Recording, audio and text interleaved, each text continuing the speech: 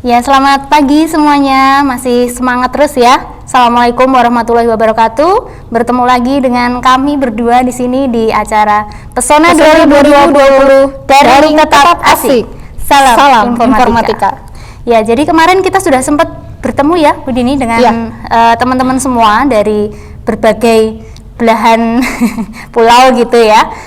Cuman kemarin karena waktunya terlalu singkat, bisa kita kenalan lagi sebelum kita mulai ke acara di sesi pagi kali ini ya. Bersama saya sudah ada Ibu Dini Faktasari. Beliau adalah Ketua Program Studi Informatika yang nanti mudah-mudahan akan terus membimbing teman-teman semua sampai lulus gitu ya.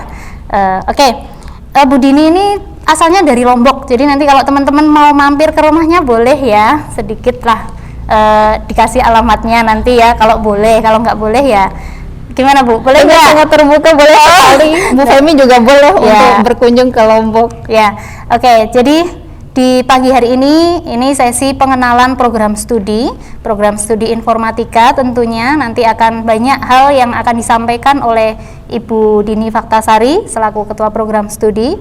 Kalau nanti misalnya ada yang kurang jelas di luar sesi ini, nanti bisa sambil tanya jawab gitu ya.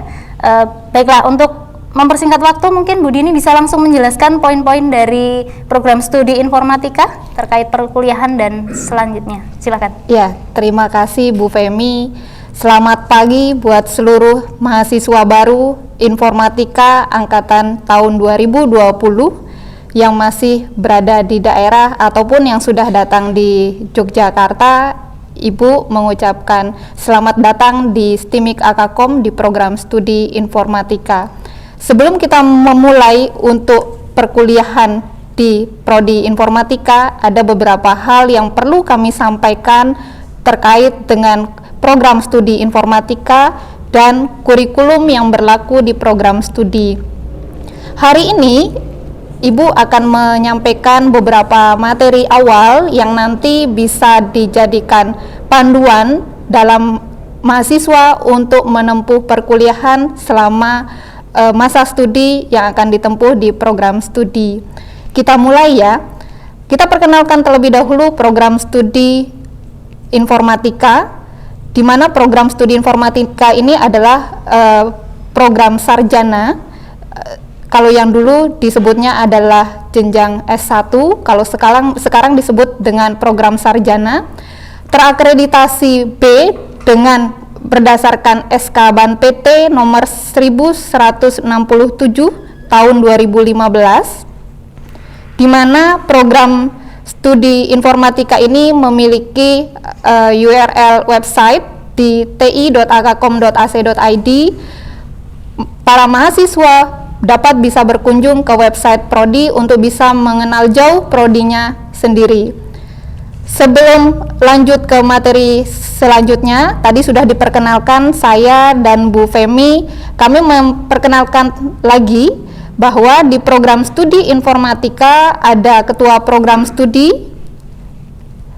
yaitu saya sendiri atas nama Dini Faktasari, dengan alamat email dini@akakom.ac.id dengan nomor telepon yang tertera, dan sekretaris program studi informatika dengan Ibu Femi Dwi Astuti dengan alamat email femi@akakom.ac.id dengan nomor telepon yang tertera juga. Buat mahasiswa dapat menghubungi kami via email maupun via nomor telepon yang tersedia jika nanti ada proses pembimbingan atau pertanyaan berkaitan dengan proses akademik. Baik, kita masuk untuk memperkenalkan terkait program studi informatika yang dimulai dengan visi misi program studi. Visi misi ini perlu mahasiswa ketahui supaya mengetahui ke depan apa saja yang akan dipelajari, yang akan dicapai setelah menuntaskan masa studi di program sarjana untuk prodi informatika. Visi program studi informatika saya bacakan: menjadi program studi yang unggul dan mampu bersaing di tingkat internasional pada tahun 2024 di bidang Big Data yang berfokus pada data engineering, yang bersifat adaptif serta berdasarkan nilai-nilai luhur budaya bangsa. Dari visi tersebut, kami tuangkan menjadi beberapa misi program studi. Ada 5 misi. Misi yang pertama yaitu menyelenggarakan pendidikan tinggi yang unggul dengan standar kompetensi dalam bidang big data yang berfokus pada data engineering. Yang kedua, menyelenggarakan penelitian dan publikasi dosen serta mahasiswa di bidang big data yang berfokus pada data engineering tingkat internasional yang kreatif, inovatif, dan berdaya guna. Yang ketiga, menyelenggarakan pengabdian masyarakat oleh dosen dan mahasiswa secara berkelanjutan dalam pengelolaan data untuk menerapkan hasil pengkajian dan pengembangan kompetensi program studi. Yang keempat, menjalin kerjasama dengan berbagai pihak untuk meningkatkan mutu dan pengembangan program studi. Yang nomor 5, menyelenggarakan kegiatan kemahasiswaan untuk membentuk mahasiswa yang memiliki karakter komunikatif, kolaboratif, integritas, dan berlandaskan nilai-nilai luhur budaya bangsa. Itu visi misi program studi. Dari visi misi program studi ini kami mengacu pada SNPT, Standar Nasional Perguruan Tinggi, dan KKNI untuk merumuskan menjadi sebuah kurikulum. Di kurikulum Prodi Informatika memiliki profil lulusan ada 7. Yang pertama yaitu Computer Support Specialist, yang kedua Software Development Aplikasi, yang ketiga itu Web Developer, yang keempat, Computer System Analysis. Yang selanjutnya adalah Software Developer atau Sistem Software. Yang keenam, Computer and Information Research Scientist. Dan yang terakhir adalah Digital Planner. Dari profil lulusan ini kemudian dituangkan dalam struktur kurikulum. Di struktur kurikulum itu berisi mata kuliah yang dituangkan menjadi beberapa semester. Untuk prodi informatika, kami merumuskan struktur kurikulum menjadi 7 semester.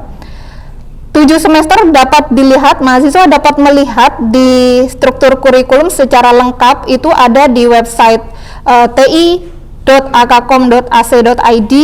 Yang perlu kami jelaskan di sini adalah di struktur kurikulum. Di struktur kurikulum ini terdapat kode mata kuliah. Kode mata kuliah. Jadi setiap mata kuliah itu memiliki kodenya masing-masing. Jadi nanti bisa dicermati. Kemudian ada paket semester 1 sampai semester 7, dilanjutkan nama mata kuliahnya. Setiap mata kuliah itu memiliki bobot SKS. Di mana bobot SKS untuk setiap mata kuliah dijabarkan sesuai dengan tipe mata kuliah itu sendiri. Ada yang tipenya teori, praktik, dan praktikum. Dari teori, praktik, dan praktikum, untuk yang teori dan praktik itu penyelenggaraannya menjadi satu kesatuan dalam satu waktu, dari mulai diawali dengan praktik, kemudian dilanjutkan dengan diawali dengan teori, dilanjutkan dengan praktik, kemudian untuk praktikum itu di sesi yang berbeda gitu ya. Untuk mata kuliah itu di struktur kurikulum kalau sudah dicermati ada kode yang lain, yaitu sifat mata kuliah itu sendiri. Ada yang kodenya W dan ada yang kodenya P. W itu artinya mata kuliah wajib, di mana setiap mahasiswa dalam pengambilan mata kuliah yang akan ditempuh itu harus mengambil semua mata kuliah yang bersifat wajib. Dilihat di semester 1, di sini paket kurikulum semester 1 ada 22 SKS totalnya. Untuk semester 2 23 SKS. Semester 3 itu ada 23 SKS. Semester 4 ada 23 SKS. Kemudian semester 5 itu ada 19 SKS. Nah, di semester 5 ini mahasiswa sudah bisa memilih mata kuliah pilihan, di mana mata kuliah pilihan ini untuk menggenapkan kompetensi yang diambil, menambah kompetensi yang diambil dari mata kuliah wajib yang sudah ditempuh sebelumnya. Mata kuliah pilihan di sini kami mengkategorikan menjadi dua, yaitu mata kuliah pilihan pertama dan mata kuliah pilihan kedua. Sehingga silahkan bisa mengambil mau pilihan satu atau pilihan kedua. Harapan kami itu mahasiswa bisa on track sesuai dengan keminatan yang sudah ditentukan di mata kuliah pilihan. Boleh ambil pilihan satu, terus nanti dilanjutkan dengan pilihan satu di semester berikutnya. Karena di semester 6 juga terdapat mata kuliah pilihan yang tersedia. Untuk paket semester 6 ini ada 16 SKS dengan dilengkapi beberapa mata kuliah pilihan pertama dan kedua sama dengan yang di semester 5 tadi. Dan yang terakhir yaitu di semester 7 itu terdiri dari 2 mata kuliah, yaitu praktik kerja lapangan dan skripsi.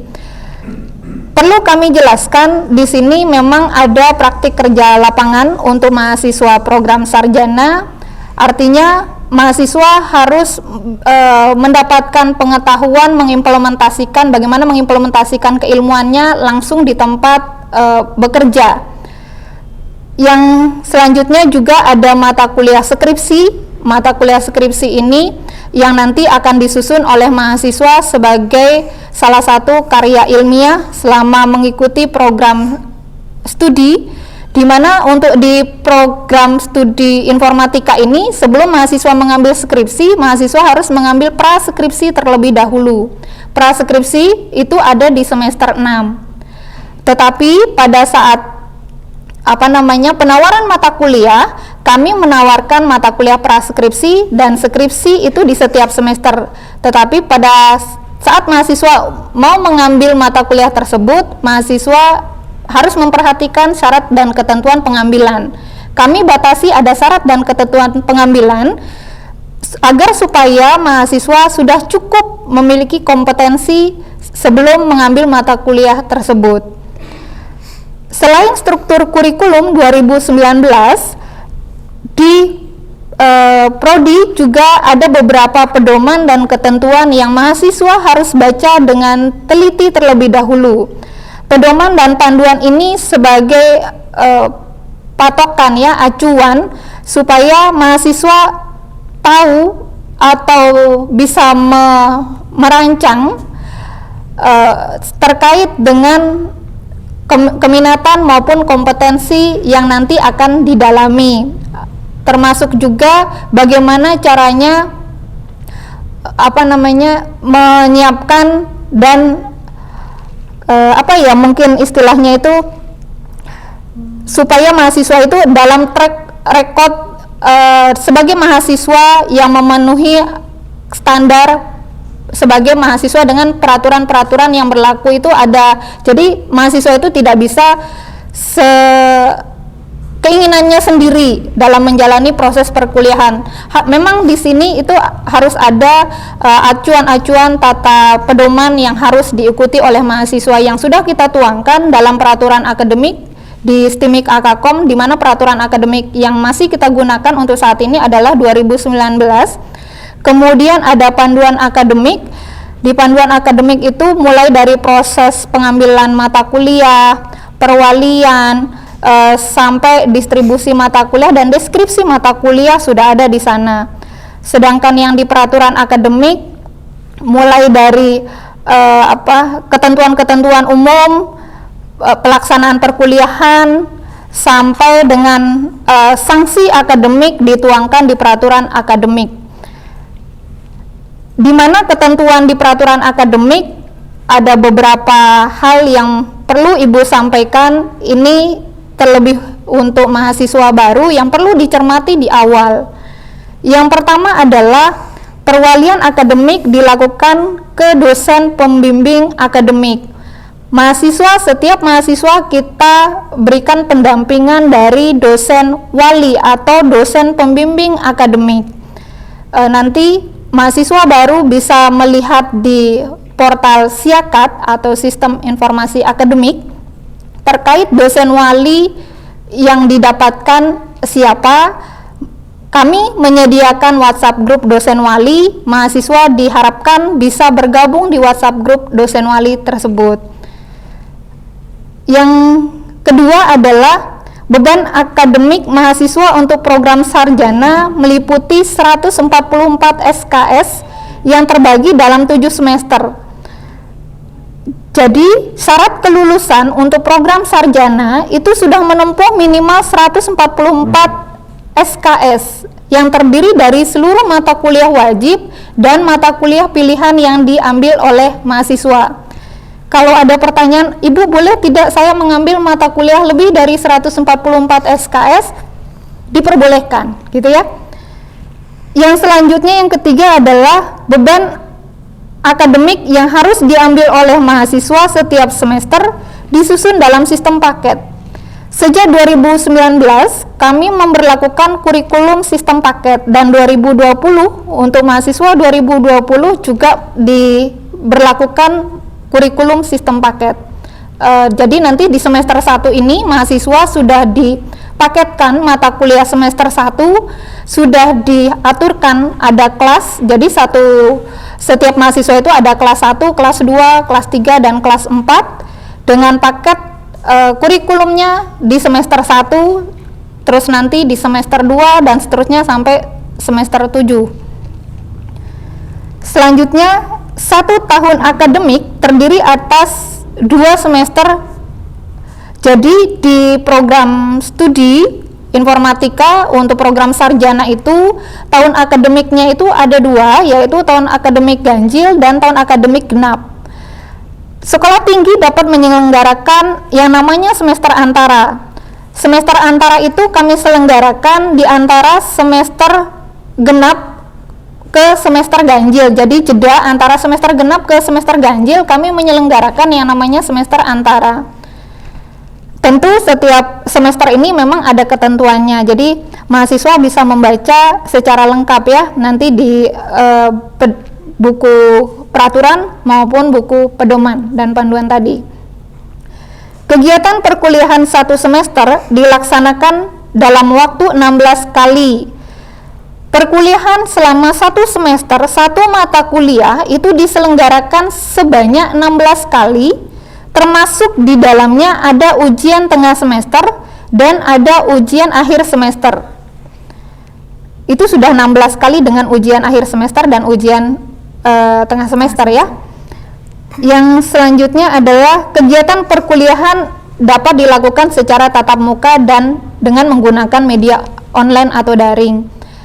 Karena kita masih dalam masa pandemi COVID-19, kami sudah menyusun agenda perkuliahan di semester ganjil ini yang nanti akan kami sampaikan. Jadi, perkuliahan itu bisa diselenggarakan secara tatap muka maupun dengan menggunakan media daring. Yang berikutnya yang mau kami sampaikan di ketentuan adalah waktu penyelesaian pendidikan program sarjana maksimum 7 tahun. Berdasarkan aturan regulasi dari pemerintah bahwa masa studi program sarjana itu maksimal 7 tahun. Ini ada kaitannya dengan penomoran ijazah nasional. Jika lebih dari 7 tahun, maka mahasiswa tidak akan mendapatkan penomoran ijazah nasional yang sudah penomoran ijazah nasional itu sudah secara sistem ya, jadi tidak bisa dibuat-buat. Kalau masa studinya sudah lebih dari 7 tahun, maka tidak akan mendapatkan PIN, sehingga mau tidak mau akan diundurkan dari perguruan tinggi.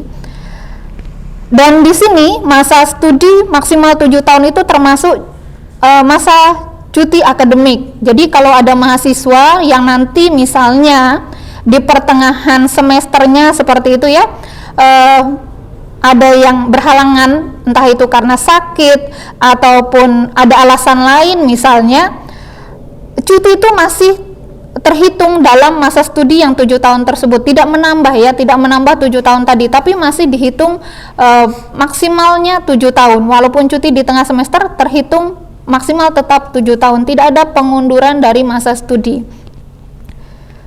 Perlu kami sampaikan bahwa untuk cuti akademik di program sarjana ini dapat dilakukan sebanyak 1 semester dan hanya boleh diambil mulai semester yang ketiga. Jadi untuk mahasiswa baru 1 tahun pertama itu tidak boleh cuti, tidak boleh mengajukan cuti. Ibu berharap semua mahasiswa prodi informatika selalu sehat, tidak ada halangan, tidak ada hambatan yang menghambat proses studinya, sehingga tidak hanya di tahun pertama tetapi sampai nanti di masuk tahun keempat semuanya bisa berjalan dengan lancar, sehat, begitu ya. Sehingga syukur-syukur tidak mengajukan cuti. Sesuai dengan paket di kurikulum itu bisa selesai 7 semester. Mudah-mudahan, silahkan bisa dipersiapkan stamina, jaga kondisi, apalagi kondisi masih masa pandemi seperti ini. Kita selalu berdoa semoga semuanya bisa sehat. Amin. Keadaan bisa kembali normal. Baik, yang ketentuan yang terakhir yang perlu kami sampaikan dari banyak ketentuan yang ada ya di ketentuan peraturan akademik, yaitu terkait mahasiswa yang dianggap mengundurkan diri. Ini perlu diperhatikan untuk mahasiswa angkatan 2020 yang baru masuk sebagai mahasiswa baru. Mahasiswa dianggap mengundurkan diri jika 1, tidak aktif di semester pertama. Jadi kalau ada mahasiswa baru yang di semester pertama sudah registrasi ternyata tidak aktif, tidak melakukan proses akademik, maka ini kita anggap mengundurkan diri. Yang kedua yaitu memiliki IPK 0,0 di tahun pertama, artinya ada semester ganjil dan genap di 1 tahun pertama, IPK-nya 0,0, ini juga termasuk dianggap mengundurkan diri. Jadi kalau mahasiswa itu mengikuti proses perkuliahan, proses akademik, kami yakin gitu ya, IPK itu tidak sampai 0,0. Yang ketiga yaitu tidak aktif 4 semester berturut-turut. Jadi jika ada mahasiswa yang 4 semester berturut-turut tidak aktif, tidak ada kabar informasi ke program studi, maka ini juga kita anggap mengundurkan diri. Yang keempat, ini melewati batas masa studi yang telah ditetapkan seperti yang Ibu sampaikan tadi. Masa studi maksimal 7 tahun, lewat dari itu kami anggap mengundurkan diri atau diundurkan ya. Yang terakhir yaitu terlibat pada perbuatan kriminal yang dinyatakan oleh sekolah tinggi dan atau pihak berwajib. Kami ada peraturan akademik yang di dalamnya ada salah satunya terkait pasal sanksi akademik. Jadi jika ada mahasiswa yang melanggar atau melakukan perbuatan kriminal, kami juga bisa menyatakan mahasiswa tersebut diundurkan. Kami percaya semua mahasiswa prodi informatika bisa menjaga diri, entah itu di lingkungan di tengah masyarakat maupun di lingkungan kampus ya. Yang selanjutnya adalah dari ketentuan, kami mau menjelaskan agenda perkuliahan yang tadi sudah Ibu singgung, ini Ibu singgung kembali. Kita masih pada masa pandemi COVID-19, sehingga akademik menerapkan proses perkuliahan secara blended learning. Apa itu blended learning? Kami mengkolaborasi perkuliahan dengan konsep daring dan tatap muka. Kita memperhatikan edaran dari Kemendikbud yang menyatakan bahwa keselamatan itu yang utama dalam penyelenggaraan pendidikan, baik itu di level sekolah maupun di perguruan tinggi ya. Sehingga kami menyelenggarakan proses perkuliahan untuk daring itu mulai 7 September sampai dengan 20 November 2020. Bagi mahasiswa yang masih ada di daerah, ini bisa mencermati tanggal perkuliahan daring, sehingga nanti bisa membuat rencana kapan untuk datang ke Jogja untuk bisa mengikuti perkuliahan secara tatap muka yang diagendakan. Semoga bisa sesuai dengan agenda kita bersama.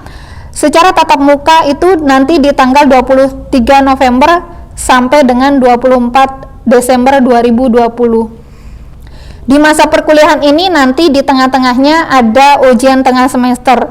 Karena ujian tengah semester itu berada di jadwal masih masa perkuliahan secara daring, sehingga UTS pun kami selenggarakan secara daring di tanggal 26 Oktober sampai dengan tanggal 6 November 2020. Untuk ujian akhir semester sendiri kami rencanakan akan dilakukan secara tatap muka di tanggal 28 Desember 2020 sampai dengan 15 Januari 2020. Jika nanti terutama yang di ujian akhir semester ini ada perubahan jadwal berkaitan dengan keputusan cuti bersama di akhir tahun, untuk jadwal ini nanti akan ada info lanjutan. Ya, ada info lanjutan. Tatap muka yang diselenggarakan nanti di bulan November, kita akan mengikuti prosedur protokol kesehatan. Jadi karena masih masa pandemi, protokol kesehatan itu perlu kita laksanakan ya, kita terapkan. Baik, mahasiswa dapat melihat proses atau mengikuti proses akademik melalui beberapa portal yang tersedia. Ibu ini hanya menyampaikan beberapa portal yang berkaitan dengan proses akademik. Di STIMIK Akakom masih terdapat beberapa portal yang lain yang nanti akan disampaikan di bagiannya masing-masing dalam rangkaian Pesona 2020 ini. Untuk portal akademik, mahasiswa bisa melihat di URL siakat.akakom.ac.id. Di portal ini nanti akan dijelaskan pada sesi berikutnya. Mahasiswa dapat melihat nilai, dapat membuat perencanaan perkuliahan melalui portal ini. Di portal ini pun bisa digunakan untuk proses perkuliahan secara online. Dan kami juga menyediakan portal e-learning.akakom.ac.id, di mana di portal ini juga berlangsungkan perkuliahan secara daring ya. Di situ ada 5 program studi dengan kelasnya masing-masing.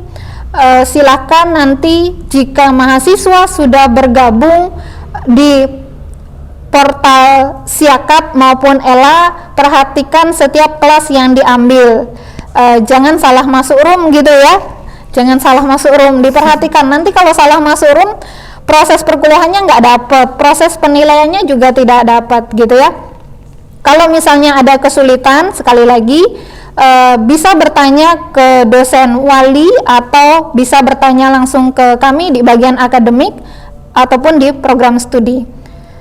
Portal selanjutnya yaitu beberapa informasi akademik biasa kami sampaikan lewat portalnya Akakom di akakom.ac.id, kemudian ada akademik.akakom.ac.id dan portal prodi itu sendiri kami di ti.akakom.ac.id. Yang lain yang kami sampaikan tadi yaitu pembimbingan online bisa lewat WhatsApp grup dosen wali, sudah ada, nanti akan kami share. Mahasiswa bisa bergabung ke WhatsApp grup dosen wali untuk mahasiswa baru ya. Kemudian ada WhatsApp grup Informatika 2020 yang sudah ramai sejak mahasiswa masuk registrasi di prodi Informatika. Ibu dan Bu Femi sudah bergabung juga di sana menyapa mahasiswa. Kita sudah berkomunikasi di sana.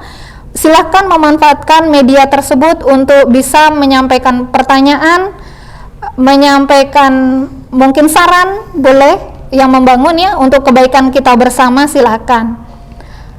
Dan kita bisa saling berbagi informasi juga di sana. Jadi informasi tidak mesti harus dari Ibu dan Bu Femi, tetapi dari mahasiswa misalnya ingin berbagi informasi dengan teman-temannya juga diperbolehkan. Yang terakhir, Ibu ingin menyampaikan bahwa untuk mahasiswa informatika, kakak-kakak kelas gitu ya, kakak-kakak kelas dari mahasiswa 2020 itu sudah menghasilkan banyak sekali produk yang kami rangkum dalam galeri produk yang ada di Play Store, silahkan bisa berkunjung di sana. Mudah-mudahan mahasiswa 2020 bisa memperkaya dari galeri tersebut. Mungkin itu saja Bu Femi dari pemaparan atau penyampaian informasi dan materi dari saya.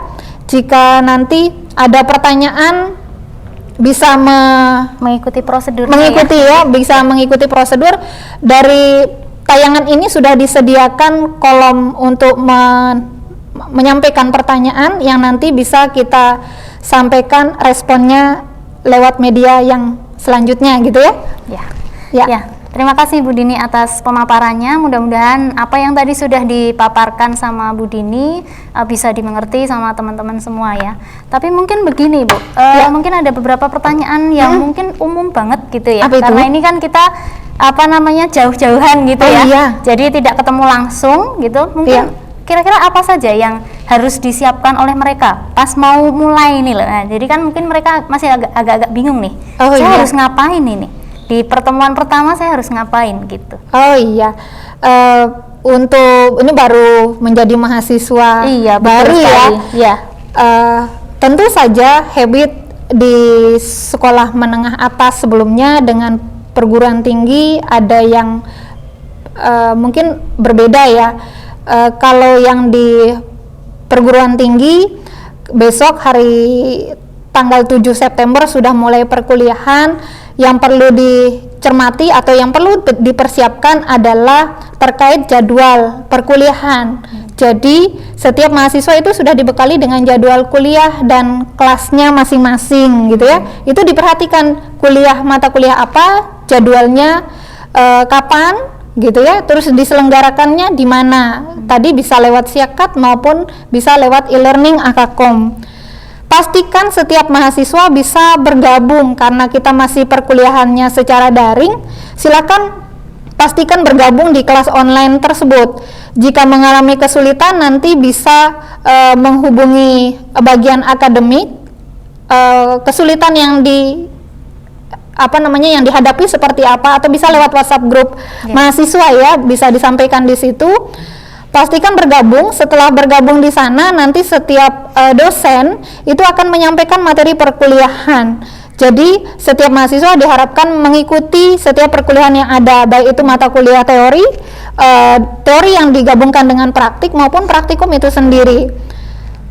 Mungkin itu ya Bu Femi ya. Jadi pastikan bisa bergabung di kelas online yang terselenggara. Kalau misalnya begini Bu, tadi kan disampaikan kalau misalnya ada kesulitan bisa menghubungi ke bagian akademik atau mungkin melalui WhatsApp grup di mahasiswa baru tadi. Kalau misalnya nih mahasiswa ini pengen berhubungan langsung dengan dosen pengampunya misalnya gitu, itu kira-kira diperbolehkan nggak Bu? Oh iya, sangat diperbolehkan sekali. Gimana caranya tuh Bu kira-kira? Langsung apa japri gitu ya? Atau gimana tuh? Ya, di prodi informatika itu ada sebanyak 38 dosen yang berharapnya semuanya harus dikenal gitu ya. Jadi jangan sampai ada mahasiswa di prodi informatika tidak mengenal dosennya gitu ya. Nanti bisa kenalan di tayangan di Pesona ini, nanti ada wajah-wajah Bapak Ibu dosen, dicermati wajahnya gitu ya. Kalau misalnya ada kendala di proses perkuliahan, mahasiswa ingin bertanya lebih jauh gitu ya, silakan bisa menghubungi langsung dengan dosen mata kuliah itu sendiri. Caranya bagaimana? Bisa melalui di media online tadi itu ada namanya forum gitu ya, atau di situ ada menu chat, itu silakan memanfaatkan itu. Itu nanti akan terhubung dengan dosennya, dosen mata kuliah. Kalau misalnya dirasa kurang, mahasiswa langsung bisa saja di chat yang ada di ELA tadi, e-learning Akakom tadi, misalnya untuk minta nomor kontak dosennya. Jadi biar langsung dari hati ke hati untuk bertanya itu boleh, silahkan. Selama batas normal ya, silakan bisa bertanya langsung. Artinya setiap dosen di prodi informatika siap mendampingi, membimbing seluruh mahasiswa yang ada di prodi informatika. Ya. tentunya jangan melupakan etika, Mas. Betul, Ya. etikanya perlu diperhatikan ya. Jadi kalau misalnya menghubungi dosen itu salam dulu, kemudian dilanjutkan memperkenalkan diri terlebih dahulu, jangan langsung besok di kampus tidak, itu agak kurang sopan ya. Jadi salam dulu, perkenalkan nama, kemudian sampaikan maksud dan tujuan dari pertanyaan yang mau disampaikan itu seperti betul apa, sekali. begitu ya. Terus diakhiri dengan salam. Itu kita budayakan supaya apa namanya pesan yang diterima oleh dosen itu juga baik gitu ya. Dan setiap pesan, terutama misalnya pesan yang disampaikan misal menggunakan sosial media ya, misalnya mahasiswa sekarang mengirimkan pesan, mungkin menunggu dulu terlebih dahulu, menunggu sampai pesan itu direspon gitu ya, ditunggu. Jangan sampai sekarang kirim pesan minta jawabannya di saat itu juga. Mohon dimaklumi kondisi kalau jarak jauh ya, mungkin dipahami kondisi, siapa tahu Bapak Ibu yang sedang dihubungi dalam kondisi yang belum bisa untuk menjawab di saat itu juga, gitu. Ya. Kalau di Akakom itu ada untuk ngulang gitu nggak Bu kira-kira? Mungkin bisa ngulang apa nih? Ke teman-teman semua. Jadi kan mereka udah kuliah nih, ternyata kok nilainya nggak lulus gitu. Nanti mereka bisa remedi kah atau bisa mengikuti apa supaya bisa menaikkan nilai begitu? Mungkin tadi belum sempat dijelaskan. Oh iya, berharapnya perkuliahannya itu dengan semangat gitu ya, dengan semangat, ketekunan, keseriusan, sehingga sekali mengambil mata kuliah itu tuntas. Harapan kami dan harapan mahasiswa tentu seperti itu. Tetapi untuk mahasiswa yang ternyata dalam prosesnya mengalami kendala sehingga hasil akhir nilai yang didapatkan, misalnya ada yang belum lulus, untuk nilai itu kita menggunakan kriteria A, B, C, D, E. Untuk nilai E itu tidak lulus, sedangkan untuk D itu hanya untuk beberapa mata kuliah yang diperbolehkan, tidak semua gitu ya. Itu sudah tertuang di buku pedoman akademik, nanti bisa dilihat. Jadi untuk mahasiswa, Bu, boleh tidak saya ingin mengulang nilai mata kuliah E atau mata kuliah D?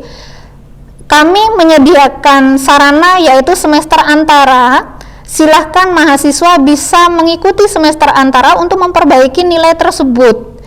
Kami menyediakan wadahnya di sana gitu ya, bisa mengikuti dengan cara registrasi. Semester antara ini sifatnya opsional, jadi tidak wajib. Bagi mahasiswa yang ingin memperbaiki nilai atau ingin mungkin pengayaan atau tidak puas, ingin belajar lagi, boleh gitu ya. Ngambil lagi boleh ya? Iya, boleh. Jadi pingin ketemu Bu Femi terus gitu ya, boleh nanti ngambil di semester antara. Tetapi janganlah cukup satu kali kalau sudah nilainya A atau B gitu ya, lanjut lagi di semester di paket berikutnya. Gitu. Mungkin ini Bu, kalau tadi kan dijelaskan mengenai teori, praktik sama praktikum ya. Kalau praktikum itu kegiatannya kan kalau misalnya tidak daring itu di lab ya. Itu nanti mereka harus ngapain Bu? Apa cuman mengerjakan tugas saja atau harus menghasilkan produk apa atau bagaimana? Mungkin bisa dikasih gambaran sedikit ke teman-teman nih. Iya, kalau kondisi normal kami memiliki sarana prasarana yaitu laboratorium ya, tingkat 4 ya Bu Fem ya. Tingkatnya nanti kalau mahasiswa sudah datang itu kita gedungnya besar sekali, lab kita support dengan banyak perangkat komputer dan beberapa perangkat yang mendukung perkuliahan begitu ya. Nah, karena masa pandemi COVID-19 ini, proses fisik yang di laboratorium kita pindah semuanya ke daring.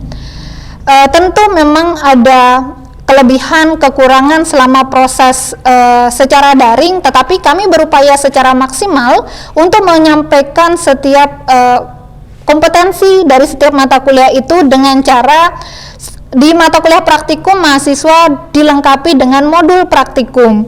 Jadi nanti mahasiswa selama praktikum itu ada pendampingan modul praktikum yang bisa diikuti. Kemudian nanti kalau misalnya ada penugasan dari dosen itu bisa dikerjakan secara mandiri. Harapan kami ya untuk apakah nanti hasil akhirnya harus produk, tergantung dari mata kuliah itu sendiri gitu ya. Ada yang memang menghasilkan sebuah produk dan ada yang memang mungkin analisa atau mini project juga bisa jadi. Jadi tergantung dari mata kuliah itu sendiri. Jadi nggak semuanya harus produk sih seperti itu ya. Jadi nanti sekali lagi untuk yang praktikum itu ada modul praktikumnya. Mahasiswa bisa mengacu pada itu. Iya, mengacu pada modul tersebut. Tapi tetap juga ada pendampingan dari dosen mata kuliah, nggak usah khawatir. Jadi walaupun praktikum ada modul, tetap nanti ada dosennya. Ya. Mungkin itu saja Bu Dini ya.